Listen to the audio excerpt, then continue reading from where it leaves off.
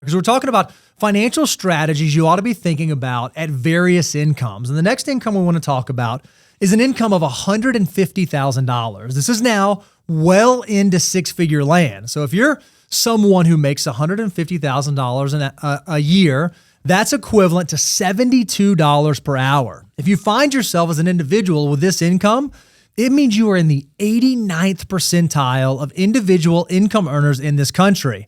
If you're a household making $150,000 a year, you are in the 76th percentile of income earners in this country. Yeah, I mean, think about it. Let that sink in. When it says 76th percentile, welcome to the top 25% here in the United States.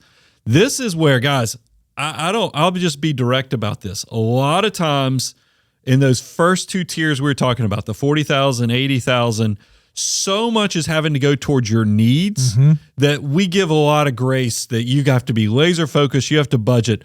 When you get to $150,000, guys, if you need to wear the weight of your discipline, the decisions you're making, you have the potential to become a financial mutant, but you better act accordingly because you have enough income. Your shovel is now big enough that we better see some results in the long term. Yeah, when we think about what your take-home pay on average is at this income level, it's about $10,200 per month. So now you have substantially more resources than you had at an $80,000 income or a $40,000 income. So you want to think very strategically about how you use those. And when we think about take-home pay in this $10,000 range, we would aim for a spending target of something like 45% of that goes towards needs, 25% of that goes towards wants, and 35% of that goes towards savings, and savings being both long-term future financial independence savings and also short to intermediate term goals that you know you need to fund. But like typical money guy fashion, we put some flex in the system. We know some of you live in high cost of living areas.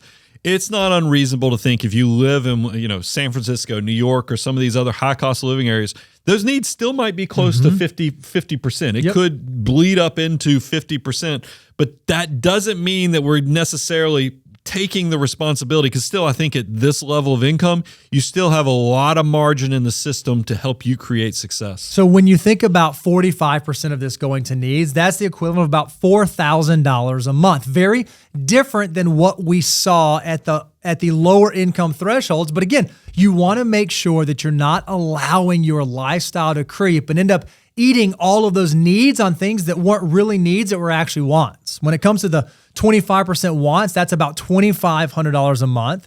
And your savings should be pretty healthy, a little over $3,500 a month going to savings, both long-term financial independence savings, as well as short to intermediate term goals. If you think about this in terms of your total gross income, this is actually a 29% savings rate that you have at this income level. And that leads to, because you do have a bigger shovel, you're going to also see your emergency reserves are going to start growing as well. We expect to see somewhere between $30,000 to $60,000 built up to protect you just in case something doesn't go as planned. So then the question was, okay, at this income level, now that I have some flexibility, now that I have some margin, now that things feel a little bit more comfortable, what are the things that I ought to do? What are the financial planning things I ought to be thinking about? And the first one, we've already alluded to a number of times. You have to make sure at this income threshold, you are keeping an eye on lifestyle creep. Well, I think that there's a disconnect in America, and the fact that when we've even done content on this, is that most people have a bloated sense of what their peers are making. So when you see that you're in this tier, in the top 25%, making $150,000 of household income, you might be looking above and seeing what's on social media and being like, man, I'm still poor. I still can't. So maybe I need to have a nicer car. I need to have a nicer house. And this is why we give you the boundaries, is because I don't want you to fall into that consumerism that is just so prolific here in America that you get disconnected from the whys. Take some time figuring out what makes you happy, what you actually get purpose and value out of how you spend your money, and now structure your financial life where it reflects that. So that way your savings rate can also reflect that, and it doesn't just fall into more lifestyle because you think that's what people at your income are supposed to do. And now don't miss here, lifestyle creep is not necessarily bad. It's a natural progression that happens as we have financial success, but lifestyle creep that runs rampant is bad. That's why, Brian, we love the idea of this 60-40 rule. Okay, if I'm going to get a pay raise, if I'm going to get a bonus, if I'm going to have some sort of increase in my income, I'm going to let 60% of that go towards lifestyle and increasing that. But I am going to make sure that 40% of that additional income goes towards savings, goes towards building for the future. Well, think about it. This is what I like the 60-40 rule. Somebody who grabs this content right out of college, you get that first entry-level job, you might resemble that $40,000 person we were talking about, and you're not even fully able to fund your Roth IRA.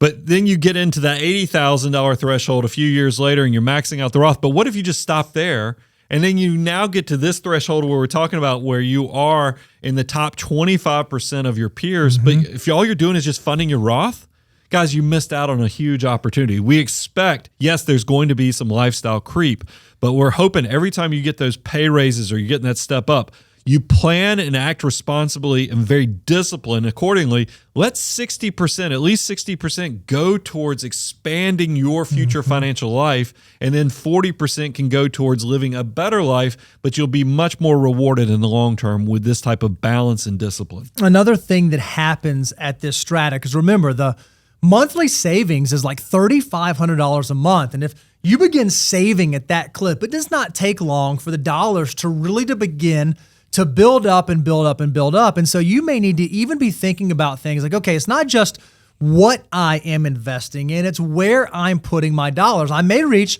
that critical mass, that boiling point where how I even think about the different accounts I have available to me can have a meaningful impact in my financial life. Yeah, we call this the 3-bucket strategy. And look, each bucket has different, things that they're good at. And if you think about like the pre-tax, this is going to be that tax favored account that's primarily funded through employer matches, even though that could be changing in the coming years. It's going to be those things that you get a traditional deduction when they're funded, but when you pull it out in the future, it's going to be taxed at ordinary income. Tax-free, we all love tax-free. It's our precious. We love the Roth accounts because they continue. This is how you're going to be a tax-free millionaire. And then the after-tax, this is after you fill up those tax-favored buckets. It's likely that you're going to still need a place to save and invest in a diversified portfolio. A brokerage account is going to be a great place to land to start funding those brokerage accounts. And you're probably saying, well, how do I know if I'm doing this right? Guys, don't worry. We've already created the system, the financial order of operations. If you notice, outside of getting through the first 4 steps, which are those keep your life in the ditches, outside of the ditches, but also maximizing the free money from your employer, it's when you get into 5 and 6, we're already loading up the pre-tax and the tax-free. It's when you get into step 7, we're going to allow you to do the after-tax and building those bridge accounts because we're thinking about how you use the money, not just how you build it. We've already done the hard work for you. Go to moneyguy.com/resources and you can get into this.